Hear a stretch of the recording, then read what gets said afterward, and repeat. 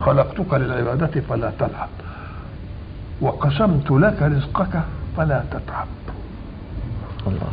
تتعب مش تعب الجسم، تتعب تعب العقل والفكر.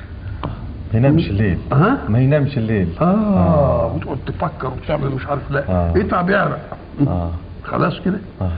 فإن أنت رضيت بما قسمته لك فرحت قلبك وبدنك وكنت عندي محمودا. الله. وإن أنت لم ترضى بما قسمته لك فوعزتي وجلالي لأسلطن عليك الدنيا تركض فيها ركض الوحوش في البرية ثم لا ينالك منها إلا ما قسمته لك. الله. وكنت عندي مذموما.